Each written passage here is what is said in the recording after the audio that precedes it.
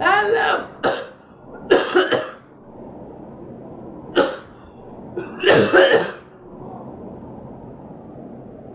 Hello மனசாட்சிடா. நாம் இந்த வீடியோவில் என்ன பற்றி பார்க்க போகிறோம்னா, ஜாலியாக இருந்தால் ஒருத்தன். ஸோ எஸ்எம்எஸ் டைரக்டர் ராஜேஷ் கூட நம்ம ஜீவா அண்ணன் தன்னோட தந்தையை அகாலமாக இறந்த ஜீவா அண்ணனுக்கு இன்னும் ஆழ்ந்தாலும் அவங்க சொல்லி அவரை கஷ்டப்படுத்த விரும்பல. அவர் அதெல்லாம் தாண்டி வந்துட்டார். இப்போ ஜாலியாக இருந்த ஒருத்தன் டீச்சர் பண்ணியிருக்காரு. ஆனால் மிகப்பெரிய லாஸ் தாங்க. அவங்க அப்பா 100வது 99 படம் ப்ரொடியூஸ் பண்ண மனுஷன் ஆர்பி சௌத்ரி சார் ஜில்லா ப்ரொடியூஸ் பண்ணாருக்காரு தளபதியை வச்சு ஒரு படம். அதுக்குள்ளே நிறைய பூவே உனக்காக.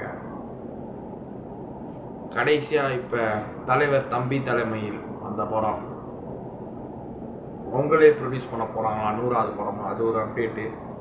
ஸோ ஜீவா சார் இயற்கையாக இருந்திருந்தா கூட உடம்பு சரியில்லை சொல்கிறாங்க. ஆனால் ராஜஸ்தானில் ஆக்சிடெண்ட் ஆகி இறந்துட்டாப்புல மனுஷன்.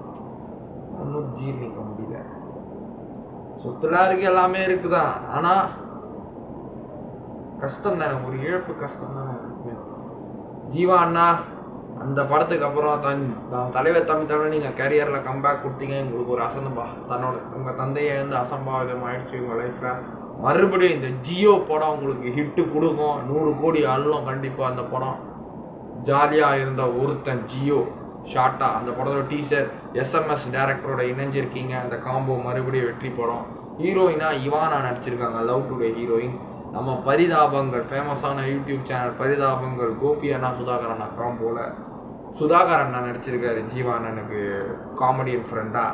ஸோ அதோட டீசர் வந்திருக்கு நேற்று. அதை பற்றி இப்போ பார்க்கலாம். ஹெட்செட் போட்டு மாலிக் ஸ்ட்ரீம் இவங்க தான் ஜனநாயகனோட ஆடியோ லான்ச் ஃபுல்லாக வாங்கினாங்க. மலேசியாவில் மிகப்பெரிய ஒரு பிஸ்னஸ் மேன் தானே அந்த டாட்டோ அப்துல் மாலிக். இவருக்கு வேற அளவு காமெடி வா. இவருக்கு 2 பேரும் கல்யாணத்துக்கு போகிறாங்க. சரகஸ்து வராப்புல நம்ம கோபி அண்ணா சுதாகர் அண்ணாங்க. ஏங்க வச்சு போடு கல்யாணத்துக்கு போடு. நீங்கள் 3 பேர் என்ன கல்யாணம் அது பொண்ணுடா இங்கே மேலே போடுறான். பொண்ணுக்கிட்டா அப்படி கலாய்க்கிறாப்புல.